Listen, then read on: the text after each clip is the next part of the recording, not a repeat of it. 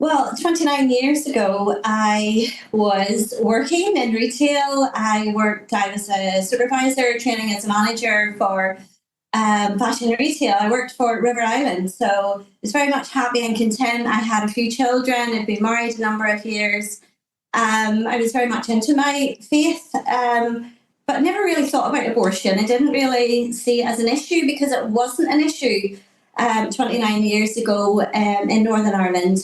Um, but I went to a conference in Dublin, and it was a Divine Mercy conference. It was a religious conference, and I was leading a Divine Mercy prayer group in my own parish, and so I went to hear some speakers, and during that conference, I picked up a brochure, and during one of the intervals, after one of the talks, I opened the brochure, and there was a picture of a little baby boy who had been aborted. And it just changed my life in a split second. As I looked into the little baby face, and his body was all bruised and bloody. And I thought, what is this? How can someone do this to a child? And even looking at the picture, my youngest child at that time was 1.5 or something, and my other girls were up a wee bit. They were like 5 and 7 or something.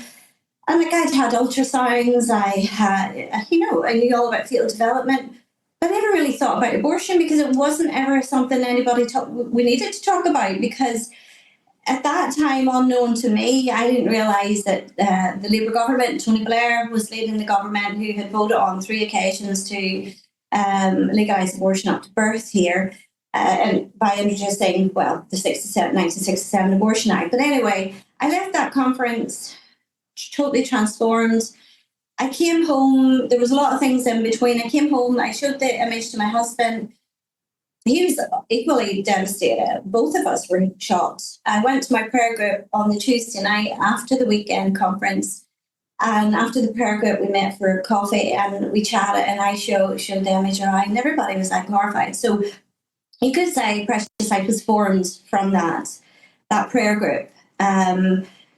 At that time, like, I was just an ordinary person, happy enough in my life, looking at rearing up children, married, and went to was happy with work, but something just kept prompting me, and I started to really pray for discernment, and I realized that it was something. My life was totally changed. I could never go back to before after seeing that image. I could never go back. I just thought, how could I live in a world that was killing children? In fact, I contacted a couple of the SPUC members here in Northern Ireland, Rita Brennan, and asked her more about the politics of it all.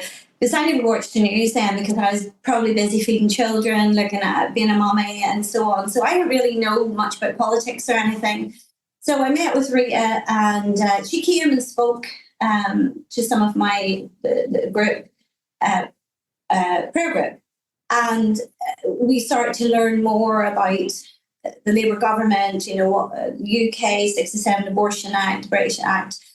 And so then within a few weeks, then there was a conference in Dublin. I'd signed the form and to say I'd like more information. And I went, gathered up some of my friends and colleagues and from the prayer group. And we went to Dublin. And that's where I formed Precious Life, along with, at that time, it was Youth Defence and now Life Institute. So I've been working alongside, the other pro-life groups in Ireland, specifically Life Institute. So that really was like me becoming an activist. I set up a street stall in Cornmarket 29 years ago. That street stall has been there every single Saturday for 29 years. So that's where at the moment we're under major threat to stop pro-life outreach in Belfast. And I suppose that's why we're having the Rally for Life, Liberty and Faith on the 4th of July. Because not only do they want, the government wants to kill unborn children, they want to stop us defending them also.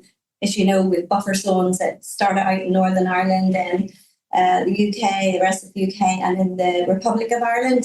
and now they want to silence the voice of Christians, of pro-lifers. They want to curtail what we do and really let the babies die without a fight. So